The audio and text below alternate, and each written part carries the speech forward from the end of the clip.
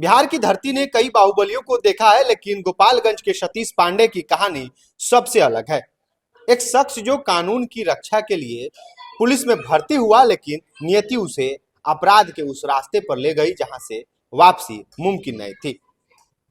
आज की इस विशेष रिपोर्ट में हम बताएंगे कि गोपालगंज के उस बाहुबली की जिसकी मर्जी के बिना आज भी इलाके में पत्ता तक नहीं हिलता है। खाकी वर्दी से अपराध की दुनिया तक का सफर। देखिए, सतीश पांडे का जन्म गोपालगंज जिले के हथुआ थाना क्षेत्र के नया गांव तुलसिया में एक औसत परिवार में हुआ था। बचपन से ही उन्हें पहलवानी का शौक था।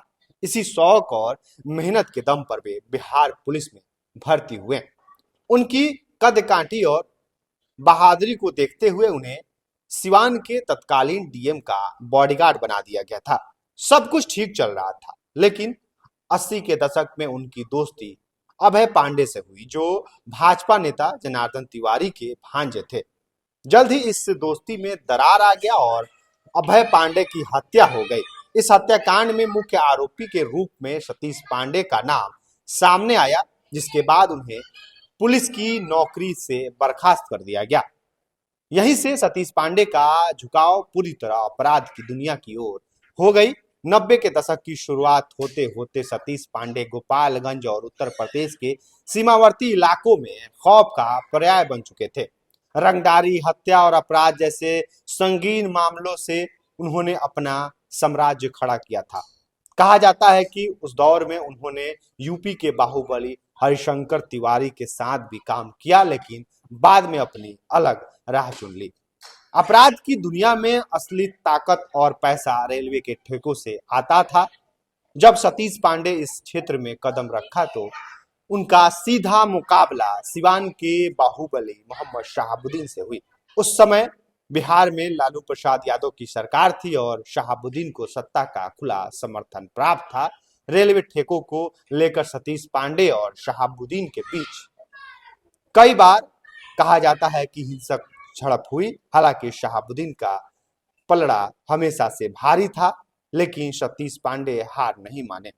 2005 में नीतीश कुमार की सरकार आने के बाद सतीश पांडे का प्रभाव रेलवे ठेकों में काफी बढ़ गया। सतीश पांडे की राजनीतिक महत्वाकांक्षा बढ़ी थी, लेकिन जनता ने उन्हें सीधे तौर पर कभी स्वीकार नहीं किया। उन्होंने 1990 और 1995 में बरौली विधानसभा से चुनाव लड़ा, लेकिन दोनों बार हार का सामना करना पड़ा था।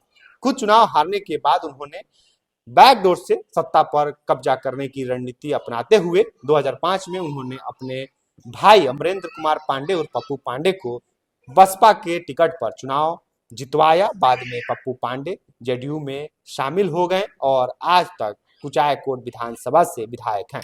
सतीश पांडे ने अपनी पत्नी उर्मिला पांडे को गोपालगंज जिला परिषद की अध्यक्ष बनवाया और बाद में अपने बेटे मुकेश पांडे को भी इसी पद पर बैठाया। सतीश पांडे के खिलाफ मामलों की फहरिस्त बहुत लंबी है। उन पर करीब 45 से 100 आपराधिक मुकदमे दर्ज हैं। 1998 का राजद नेता ब्रज बिहारी प्रसाद हत्याकांड और 2020 का चर्चित गोपालगंज ट्रिपल मर्डर केस, जिसमें सतीश पांडे को मुख्य आरोपी बनाया गया था। इन पर चोरी, डकैती, आर्म्स एक्ट, अपराध और हत्या के प्रयास जैसे गंभीर आरोप हैं। फिलहाल वे जमानत पर बाहर घूम रहे हैं और शहाबुद्दीन के बेटे विधायक उसामा साहब से हाल ही में हुई मुलाकात का चर्चा खूब तेज है।